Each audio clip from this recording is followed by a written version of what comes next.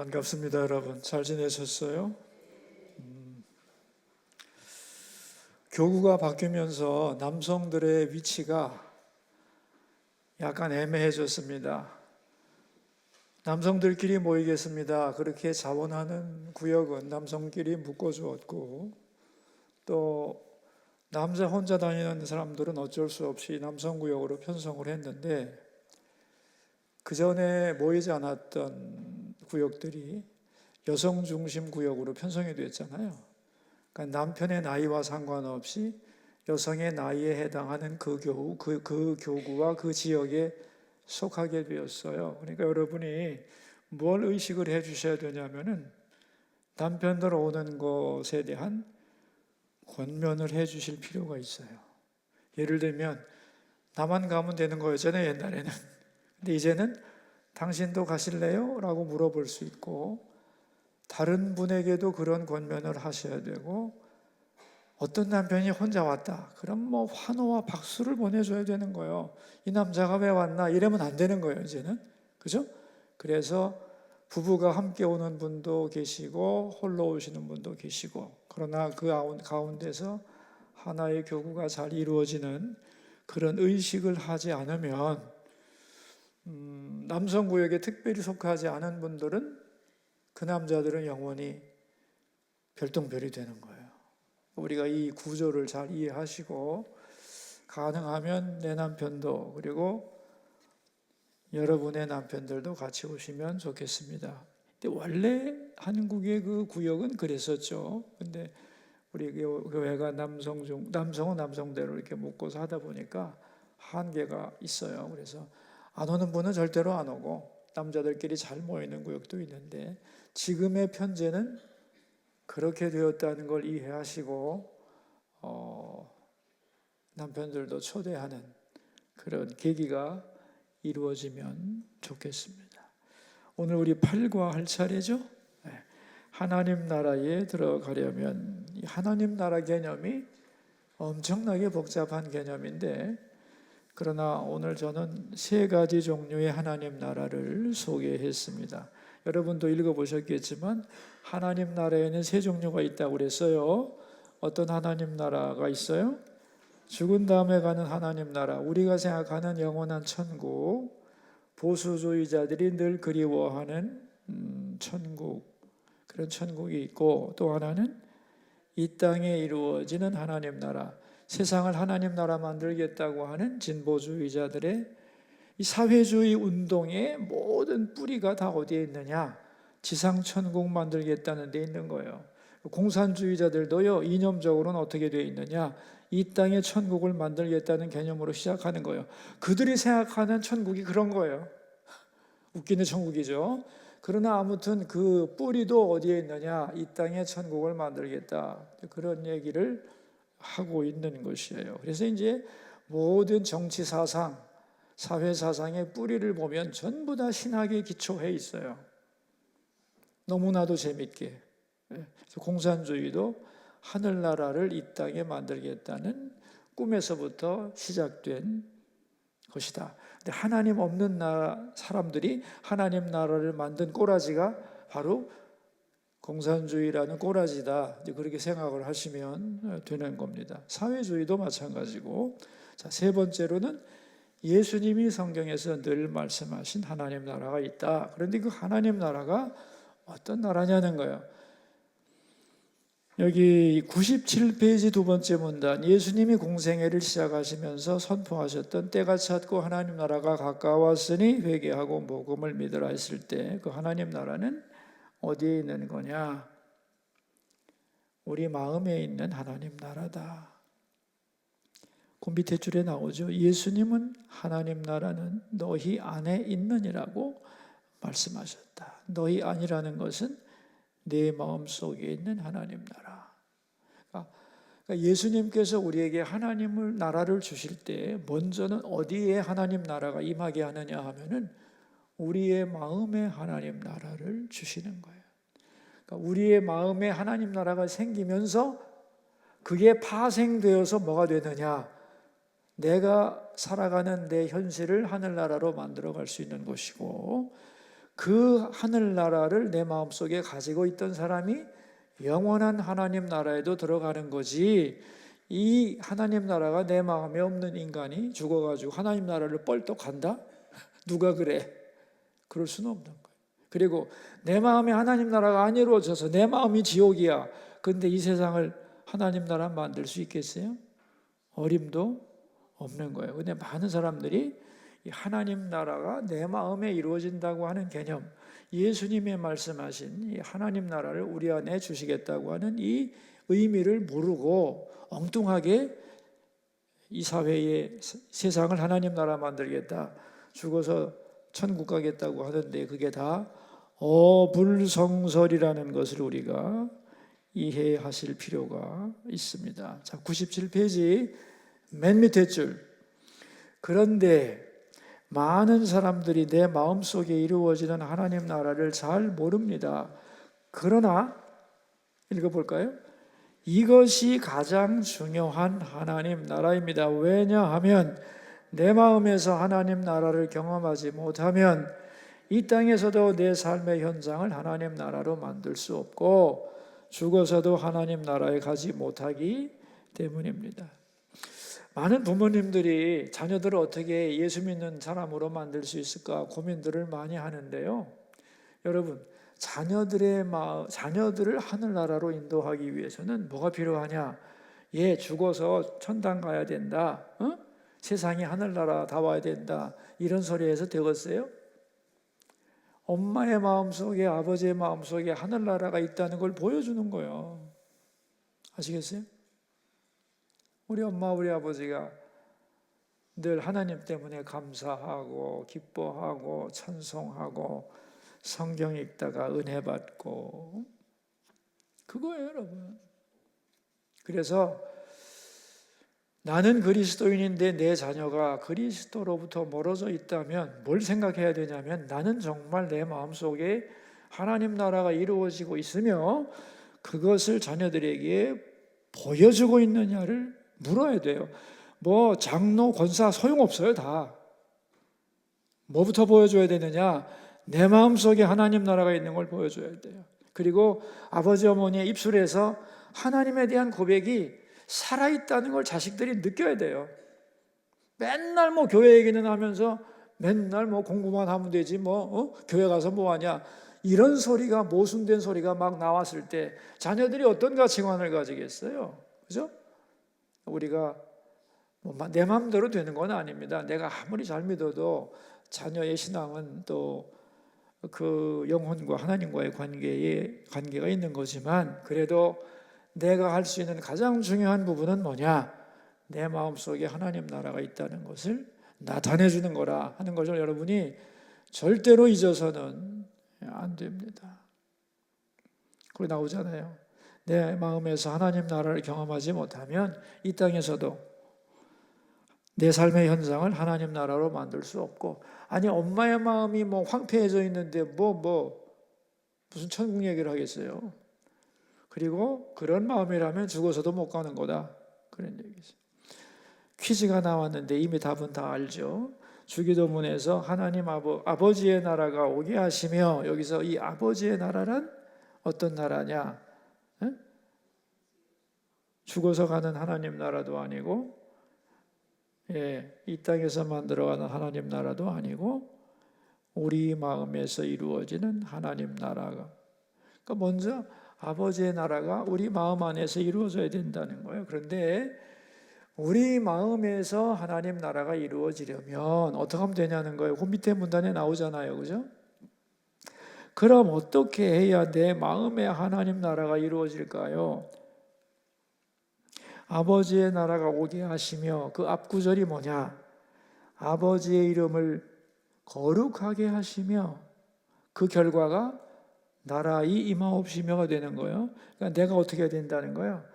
아버지의 이름을 거룩히 여기는 결과로 내 마음에 하나님 나라가 임하는 것이에요. 근데 여기서 거룩히 여긴다는 말은 뭐냐? 거룩이라고 하는 것은 비교할 수 없이 좋아하는 것이다, 그렇게 생각하시면 되는 거예요. 우리 엄마는 공부 잘하는 것보다, 돈 많이 버는 것보다 출세하는 것보다 하나님을 월등히 좋아하신다. 그게 어머니가 하나님을 거룩히 여긴다는 뜻이에요. 다시 말하면 가치관의 1번이 거룩이에요. 그러니까 우리 부모님들이 하나님의 이름을 거룩히 여기지 않습니다. 이름으로는 거룩하신 하나님 그러지만은 내일 모레가 시험인데 학원 가야지. 이거는 거룩이 아니잖아. 거룩이 무슨 말이라고 그랬어요? 그죠? 가장 중요한 가치를 돌리는 거잖아요. 무엇보다도 중요한 것은 하나님의 이름이고 하나님의 영광이다. 하나님의 뜻을 따라 사는 게 가장 중요한 거다. 라고 가르치는 게 거룩이잖아요. 그게 하나님의 이름이 거룩히 여김을 받는 거잖아요.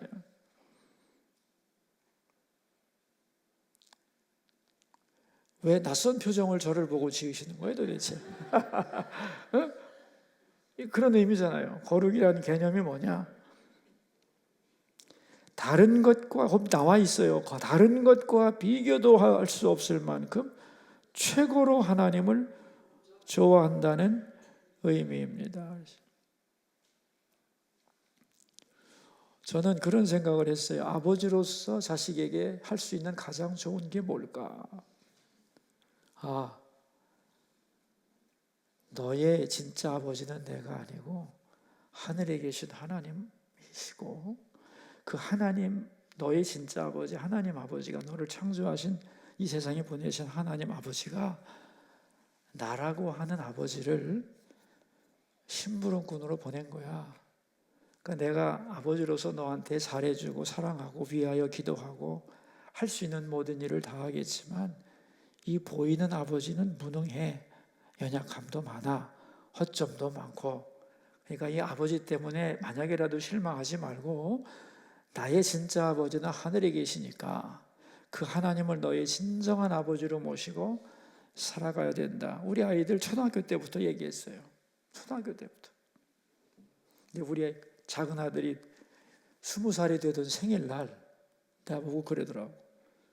아버지한테 받은 교훈이 참 많지만 하나님 아버지가 나의 진짜 아버지다 하는 것을 아버지가 말씀하실 때 그걸 받아들이고 나서 저의 신앙이 성장했다고. 아버지가 아프셔도 걱정하지 않았다. 왜? 진짜 하나님 아버지는 그런 분이 아니잖아. 하늘에 계시고 아버지가 무능해도 우리 아버지 때문에 난 아무것도 못해. 여러분, 가난한 아버지를 둔 자식들은요 꿈을 펼치지 못합니다. 그죠? 왜? 아버지의 공급 능력이 한계가 있거든. 근데 하늘 아버지를 아버지로 모시면 그럴 일이 있어요 없어요? 왜 대답이 없어요? 없지.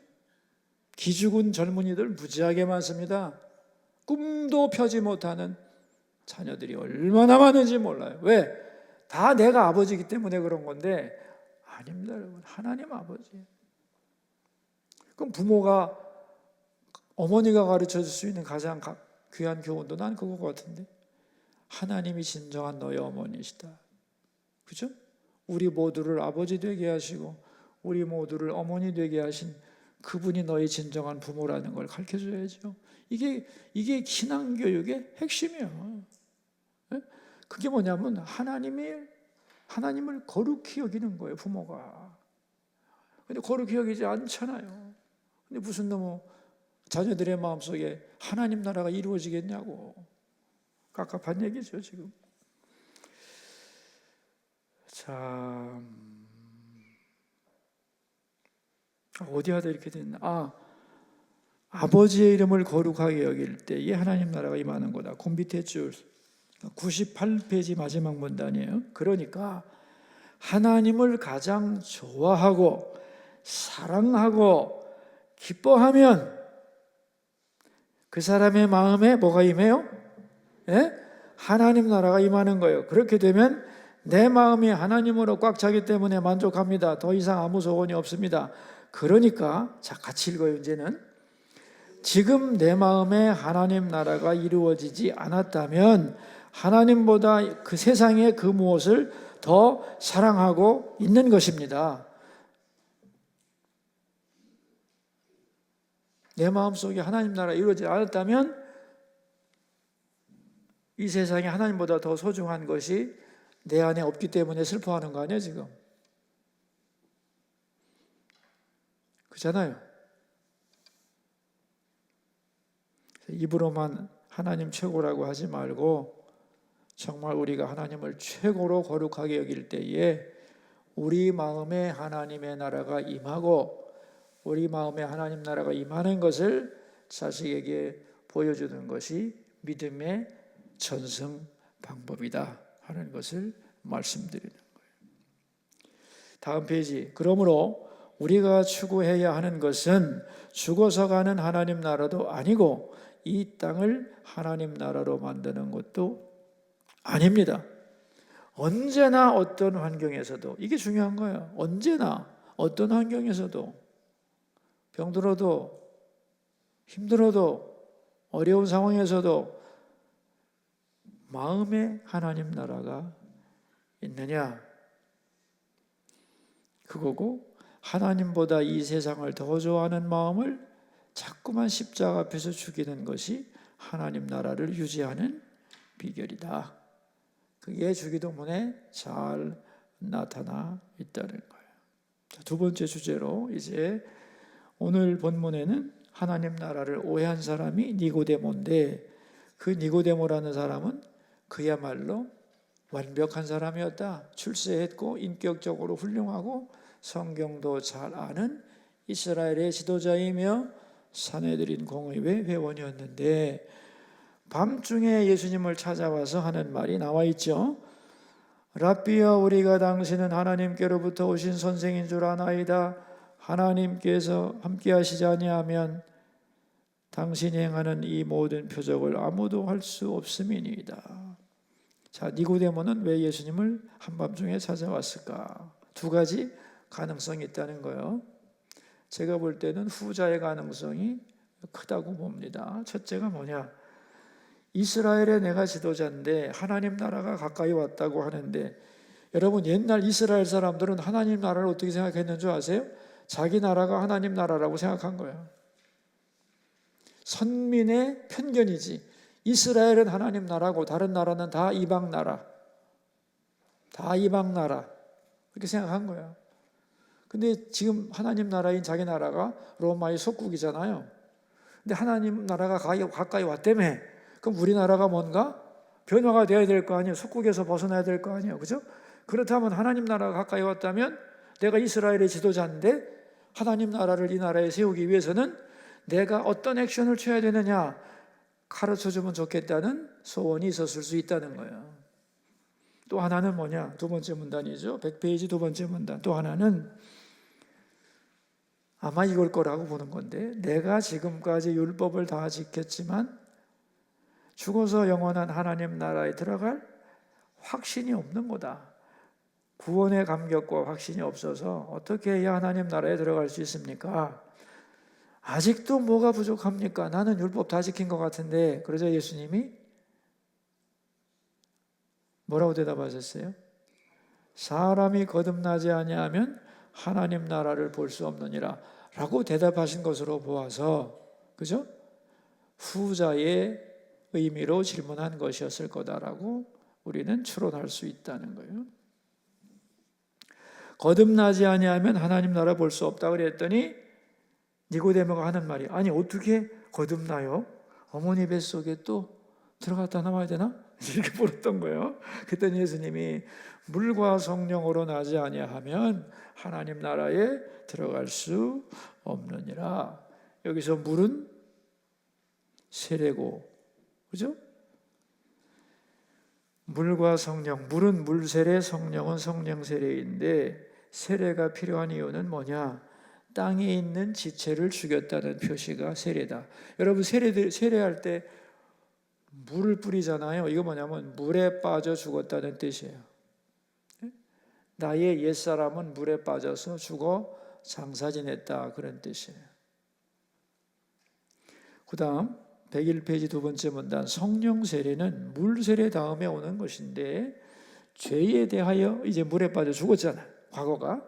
그럼 우리가 이제는 죽고 마는 게 아니잖아요. 죄에 대하여 죽었으니까 이제는 영적으로 살아나서 하늘에 계신 하나님과 관계를 맺게 되는 것이 성령 세례다, 그런 얘기죠. 그러니까 세례는 죽음을 강조하고 성령 세례는 천국을 강조하는 거다, 그렇게 대조할 수 있다. 그러니까 예수님께서 야, 어떻게 거듭나냐고? 물과 성령으로 거듭나는 거야. 죄악된 옛사람이 죽고 성령의 은혜로 하나님에 대하여 깨어나서 하나님의 사람으로 사는 것, 이게 거듭나는 거다, 이렇게 대답을 해 주셨다는 거예요. 그래서 여기서 이제 세 번째 문단은 성령이 하시는 일이 뭐냐? 성령은 나의 죄를 깨닫게 하셔서 죄에 대하여 죽게 하시고 또 하나님을 알게 한다는 거예요. 하나님을 사랑하고 하나님과 연합하려는 마음을 주시는 분이다. 그러니까 다시 태어난다는 것은, 거듭난다는 것은 쉽게 말하면 어머니 뱃속에 다시 들어갔다 나오는 것이 아니고 죄에 대하여 죽고 성령으로 다시 하나님의 자녀로 태어나는 것, 이게 거듭남의 의미다 라고 말씀을 해 주신 거예요. 그런데 이 거듭남에 대한 오해가 무지무지 많다는 거예요. 어떤 오해가 있느냐? 인간이 철이 나고 성숙해지는 거, 개과천선한 거, 아이고 옛날에는 진짜 저 사람이 개차반이었는데 정신 차리고 새 사람 됐어? 이거를 거듭났다고 생각하는데 그것은 거듭난 게 아니다. 인간이 볼 때 거듭난 거지 하나님이 보실 때는 말도 안 되는 소리라는 거. 왜? 그 구절이 맨 밑에 줄에 나와 있죠. 육으로 난 것은 육이요 영으로 난 것은 영이다. 개과천선했어도 육신의 문제라는 거예요. 그죠? 영적으로 변화된 게 아니라는 거예요. 그래서 우리 102페이지 맨 위에 줄을 보시면은 육이 아무리 철이 들고 훈련하고 발전해도 육에 불과한 것이다. 10번 100번 어머니 뱃속에 들어갔다 나왔다 해도 거듭나는 거 아니다. 거듭난다는 것은 마치 뭐와 같으냐면은 바람이 부는 것과 같다, 이렇게 얘기하잖아요. 그죠? 바람이 임의로 불매 네가 그 소리는 들어도 어디서 와서 어디로 가는지 알지 못하나니 성령으로 난 사람도 다 그러하니다. 바람은 부는데 안 보여. 근데 있는 것은 분명해. 그죠? 성령으로 거듭난 사람도 그렇다. 육신으로 변화가 있는 게 아니다. 똑같은 어제 옛 모습 그대로다. 그런데 그 안에 성령이 역사해서, 그죠? 본질적인 것이 변했다는 거예요. 어떻게 변하느냐? 곧 한 문단 띄어서 세 번째 문단, 성령의 바람이 불어오면, 찾으셨어요? 네. 내가 죄인이라는 것이 깨달아지고 예수님이 나를 위해 죽으셨다는 것이 믿어지고 내가 하나님의 자녀라고 고백하게 되고 하나님을 더 사랑하고 싶어지고 그 말씀을 따라 살고 싶은 마음이 생겨납니다. 왜? 성령의 바람이 불어서. 눈에 보이지도 않고 설명할 수도 없지만 어느 순간 죽어있던 하나님의 형상이 회복되면서 하나님의 말씀에 응답하는 사람이 되는 것이다. 여러분, 아무리 철이 난다고 옛날에 진짜 깡패였고 그냥 하는 짓거리라고는 동네 사람 쥐어 패는 것밖에 없었는데 순한 양이 되었다. 그럼 자기로서는 그렇게 되겠죠. 야, 내가 무슨 죄가 있어? 나 이만하면 착한 사람 아니야? 응? 그 사람이 거듭난 사람입니까? 아니라는 거예요. 착각하지 말라는 거예요. 철학적으로 자기의 존재의 의미를 깨닫는 것이 철학적으로 거듭나는 거거든요. 도덕적으로 거듭나는 건 옛 생활이 변화해서 새 사람이 되는 거거든요. 다 성경이 말하는 born again, 중생이 아니다. 거듭난다는 건 성령으로 자기의 죄를 깨닫고 내가 하나님의 자녀로 태어났다는 걸 깨닫는 것, 그게 거듭나는 거예요. 그래서 거듭난다는 말의 어원이 게네세 아노센인데 이게 뭐냐면 위로부터 태어났다는 뜻이에요. born from above예요. 그러니까 하늘로부터 태어난 거. 다시 말하면 내가 하나님의 자녀네 한 걸 아는 것이 거듭나는 거예요. 이건 육적으로 100번 어머니 뱃속에 들어갔다 나왔다 해도 안 된다는 거예요. 그런 얘기예요. 제가 초등학교 3학년 때 워낙 이 자극이 심해서 얘기해놨잖아요. 그죠? 초등학교 3학년 때 엄마 따라서 부흥회를 갔는데 둘째 줄 103페이지 둘째 줄 제 옆에 처음 보는 어린애가 다른 교회 다니는 어린애였겠죠. 대여섯 살이나 됐을까요? 그 아이가 눈물 흘리며 회개하는 소리를 들었다는 거예요. 하나님, 저는 죄가 많습니다.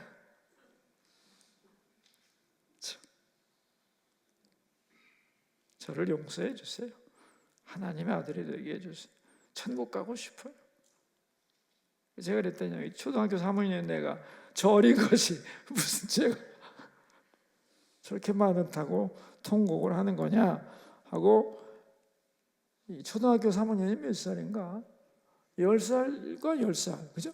9살, 10살일 때 내가 그랬다니까. 저 어린 것이 뭐가 죄가 많아 저렇게 통곡을 하나 그랬다고. 그런 게 깨어나는 거예요. 그리고 아이가 환해진 걸 내가 봤거든요. 네? 요즘에 우리 교회학교에서도 이런 일 좀 일어났으면 좋겠어요. 진짜 여름 수련회 같은 데 가갖고 맨날 놀러만 다니고 수영장 가가지고 물놀이하고 끝나지 말고 이런 좀 일을 좀 벌어졌으면 얼마나 좋겠어요. 난 진짜 춤을 출 것 같아요. 교회학교도 반성해야 돼요. 진짜 반성해야 된다. 다 성령의 역사가 있으면요 애들이 태어나는데, 여러분 애들은요 동화를 잘 듣잖아요. 그죠? 그죠? 이 하나님의 성경의 얘기가 다 동화거든. 동화. 논리와 이론으로 분석해가지고 할 수 있는 얘기가 아니잖아요. 지금 전부 다 스토리잖아요. 스토리.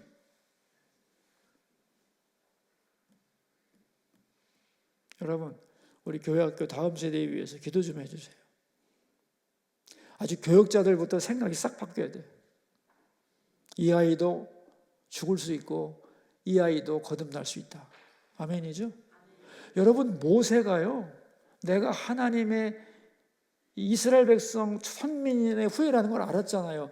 어머니 젖될 때까지 젖 먹고 앓은 거예요. 근데 요즘은 그래서 교육이 내가 잘못됐다는 거예요. 해석학이 들어오면서 교육이 변질됐어요. 옛날에는요 해석학이 없어요. 그냥 암송이지. 하나님이 세상을 이처럼 사랑하사 독생이, 그냥 뜻도 모르고 외우는 거야. 근데 외우다가 감동받는 거지. 근데 지금은 이건 무슨 뜻인데 말이야. 어원은 어떻고, 이거 애들이 배워서 뭐 할 거야. 그죠? 그래서 내가 그런 생각합니다. 해석학이 신학을 죽였다고.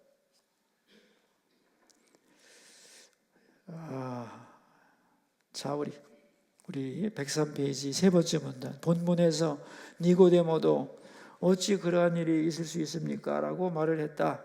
그러니까 예수님이 너는 선생으로서 이런 것을 알지 못하느냐? 라고 물었는데, 니고데모가 왜 지식이 많은 사람인데 이렇게 영적으로 무식했냐? 대답이 나오죠. 머리로 이해하려고 했다. 이해가 안 된다면 아닐 거라고 거부했다. 정말일까? 가능할까? 의심만 하고 영의 일을, 영의 세계에 대하여 열린 마음을 가지고 있지 못했기 때문이다. 그러면 어떻게 하면 영의 일을 알 수 있느냐? 예수님이요 진짜 기가 막히게 대답하는 겁니다. 이거 오늘 본문을 보세요. 우리가 그럼 어떻게 영의 일을 알 수 있느냐? 그 밑에 나오죠. 내가 땅의 일을 말하여도 너희가 믿지 아니하거든 하물며 하늘의 일을 말하면 어떻게 믿겠느냐? 믿어야 된다는 거예요. 믿어야. 근데 뭘 믿어야 되느냐? 예수님의 말씀을 믿으라는 거예요. 다음 페이지 104페이지가 그 얘기예요. 예수님의 말씀을 믿어라. 왜냐하면 예수님이 하늘에 관하여 누구보다 더 잘 아시나 하늘에 계시다가 우리에게 하늘을 가르치기 위해 오신 분 아니냐? 그러니까 내 말을 믿어라. 그러면서 가르쳐 주신 것이 뭐냐면 십자가 바라보기 나오죠. 네? 자, 하나님 나라에 들어가려면 거듭나야 하는데 이것은 육체의 노력이나 개선으로 되는 것이 아니라 신비한 성령의 역사인데, 그렇다면 나는 아무것도 하지 않아도 되는 거냐? 아니라는 거예요. 우리가 할 일이 있다는 거예요. 근데 우리가 할 일이 뭐냐 하면은 모세가 광야에서 뱀을 든 것 같이 인자도 들려야 하리니 이는 그를 믿는 자마다 영생을 얻게 하려 하십니다 하면서 모세가 뱀을 든 이야기를 민수기 21장에 나오는 얘기를 한 거예요. 이스라엘 백성들이 광야 생활하다가 하나님을 원망하니까 하나님이 불뱀을 보내가지고 물게 했잖아요. 그러니까 사람들이 불뱀에 물려가지고 전염병으로 막 죽어가니까 모세가 큰일 났습니다. 백성들이 다 죽어간다니까 하나님이 뭐라고 그러셨어요? 놋뱀을 만들어 장대에 올려가지고 그걸 쳐다보는 자마다 살리라 그랬잖아요. 그죠? 그래가지고 이제 놋뱀을 만들어서 진중 한가운데 세우고, 지금 불뱀에 걸려서 열이 펄펄 끓고 죽어가는 사람은 이 놋뱀을 보라 그랬더니 둘로 딱 갈라졌다는 거야, 인간들이. 그래? 보고 봤는데 이상하네.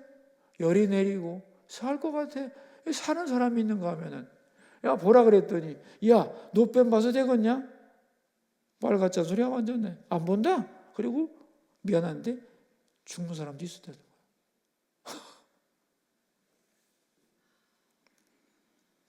그러면 본다는 게 뭐냐? 믿는 마음이 있어야 보지. 그죠? 본다는 게 그냥 쳐다본다는 게, 믿는 마음으로 저 놋뱀을 보면 나을 수 있다는데 말씀이 그러하니 낫겠지? 하고 놋뱀을 본 사람은 나았고, 말도 안 돼. 안 본 사람은 죽었다는 거야. 그러면서 하는 말이 성경 구절 나오죠? 109페이지. 인자도 들려야 하리니. 내가 십자가에 못 박혀 죽을 건데 내가 못 박힌 십자가를 믿는 마음으로 바라보면 어떻게 된다는 거예요? 거듭나게 된다는 거예요. 기가 막힌 얘기입니다. 여러분, 거듭나는 방법이 뭐예요? 뭘 봐야 돼요? 거듭나려면 뭘 봐야 돼요? 예수님의 십자가를 믿는 마음으로 바라보면 되는 거예요. 아주 간단해. 찬송가에도 있잖아요. 믿는 마음으로 바라보니 나를 용서하고 내 죄 사하시려 주가 흘리신 보혈일세. 그거예요. 주님의 십자가에 못 박히심을 믿는 마음으로 바라보면 네 영혼이 살아난다는 거예요. 거듭난다는 거예요. 아이고 저 십자가가 뭐라고? 그럼 할 수 없고. 오늘 짧은 본문이지만 긴 스토리입니다. 이게 무지무지하게 긴 스토리입니다. 우리 106페이지 한번 읽어보겠습니다. 예수님은 니고데모에게 말씀하셨습니다. 니고데모야, 하나님 나라에 들어가고 싶으냐? 영생 얻고 싶으냐? 너의 지식과 선행과 깨달음과 행위를 통해 가능하다고 생각하느냐? 아니다. 너는 거듭나야 한다. 그러려면 의심하지 말고 믿음으로 십자가를 바라보라. 오늘도 대답은 똑같습니다. 그런데 십자가를 바라보는 것은 그냥 멀뚱멀뚱 바라보는 게 아닙니다. 믿음을 가지고 바라볼 때 내가 얼마나 큰 죄인인지를 알게 되고, 내가 어떻게 죄를 용서받을 수 있는지, 내가 어떻게 하나님의 자녀가 되는지, 내가 어떻게 하나님 나라에 들어가는지를 십자가를 보면 다 알 수 있다는 거예요. 하나님 나라에 들어가려면 거듭나야 되는데, 거듭나는 방법은 십자가에 못 박히신 예수님을 바라보는 것이다. 이게 우리가 할 일이다. 그래서 칼바리에서는 십자가를 바라보면 두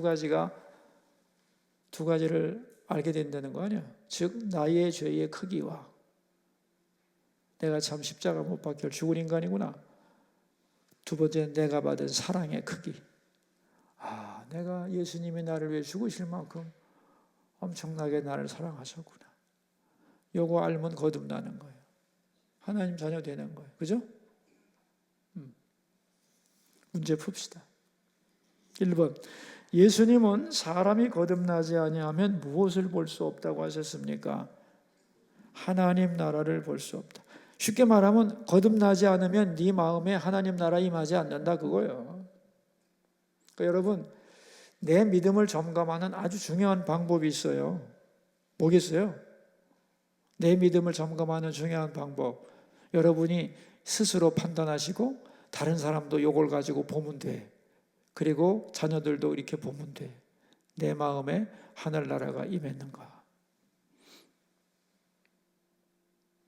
그래서 교회에서 말이죠, 입만 열면 이게 나쁜 소리하고 얼굴 팍 찡그리고 있는 사람은 미안한데 문제가 있다 없다. 있다 없다. 고상한 게 아니야. 그 사람 마음에 하나님 나라가 없는 거예요. 여러분, 속에 있는 거 모른다고 그랬지만 다 알 수 있다고 그랬죠. 그 사람의 마음의 지성소에 뭐가 들었는지 자기도 모르지만 사실은 다 알 수 있다고 그랬죠. 3가지 증상이 나타난다고 그랬잖아요, 지난번에. 그죠? 무엇을 갈망하는가? 무엇으로 만족하는가? 그죠? 어떤 방법을 찾는가를 보면 다 알 수 있다고 그랬죠. 내 마음에 하나님의 나라가 이루어지지 않으면 큰 애가 문제가 있구나 생각하고, 하나님, 제 마음에 하나님 아닌 세상이 들어왔구만요. 이거 빨리 내쫓아 주세요. 그러면 돼요. 간단해요. 2번, 사람이 어떻게 거듭난다고 했어요? 어머니 뱃속에 100번 1000번? 아니에요. 개과천선? 아니에요. 물과 성령으로 거듭나는 거예요. 내가 죄인이고, 그게 죄리잖아요. 내가 죄인이구나. 이래서는 안 되겠구나. 그래서 하나님의 자녀가 되었구나. 성령을 받으면 내가 하나님의 자녀가 되었다는 걸 깨닫잖아요. 그래서 거듭나는 거예요. 내 죄를 씻고 성령을 받으면 그게 거듭나는 거다. 3번째, 십자가를 바라보며 마음의 변화가 있었던 순간이 있다면 나눠봅시다. 근데 이제 우리가 십자가를 자꾸 평면적인 것으로 나무 막대기로 생각하는데, 제가 요한복음에서 제일 강조한 건 뭐냐면 십자가가 문이라서 십자가를 믿는 마음으로 바라보면 십자가 너머로 길이 보인다고 그랬어요. 그죠? 기억나세요? 십자가 너머의 길, 부활과 승천과 하나님의 보호자로 이어지는 길. 십자가를 생각하면 반드시 십자가를 우리에게 허락하신 하나님을 생각하게 돼 있어요. 하나님을 의식하게 돼 있어요. 십자가 뒤에 부활과 하나님 나라를 보게 돼 있어요. 십자가를 바라본다는 게 그냥 여기 이렇게 십자가 모양의 나무 막대기 보는 게 아니에요. 네? 십자가를 보면서 그 십자가 뒤에 있는 영원한 세계가 열리는 거예요. 십자가 바라보기가 성도가 해야 할 가장 중요한 생활이에요. 근데 요즘에 교회들은 십자가를 안 봐요. 십자가도 띄워버려 아예. 화면 보면 된다고 생각해. 천만의 말씀입니다, 여러분. 십자가 놓치면 신앙생활 끝입니다. 십자가 단단히 붙잡고 신앙생활 하셔야 돼요. 여기서 마칩시다. 기도하고 마칩시다. 하나님 아버지, 하늘나라에 들어가려면이라는 제목으로 말씀을 나누었습니다. 니고데모 같은 완벽한 사람도 예수님 앞에 와서 거듭난다는 것이 뭔지를 새롭게 배우고 십자가 바라보는 것이 거듭남의 비결이라는 것을 배웠습니다. 오늘도 우리가 오랫동안 교회 다니고 성경하는 것 같지만은 십자가 바라보지 않고 살아가는 사람이 너무도 많고, 죽어서 가는 하나님 나라만 생각하지 오늘 내 마음이 지옥이고 내 마음이 세상 것으로 꽉 차 있어도 천국 갈 것이라고 착각하는데, 하나님 이 잘못된 개념 싹 고쳐주시고 오늘도 내 마음에 하나님의 나라가 임하고 있는가, 그것을 항상 유지하면서 살아가는 주님의 자녀들이 되게 해 주시고, 우리 구역 지도자들 모일 때마다 수고하는 것이 많을 텐데 힘과 위로를 더해 주시고, 또 우리만이 아니라 남편들도 함께 모여서 하나님의 말씀을 나누고 서로의 어려움을 위해 기도해 주는 성도의 교제가 잘 이루어지는 구역이 될 수 있도록 은혜를 내려 주소서. 수고하는 모든 구역 지도자들에게 이 시간도 안수하여 주시옵소서. 예수님 귀하신 이름으로 기도드립니다. 아멘. 감사합니다.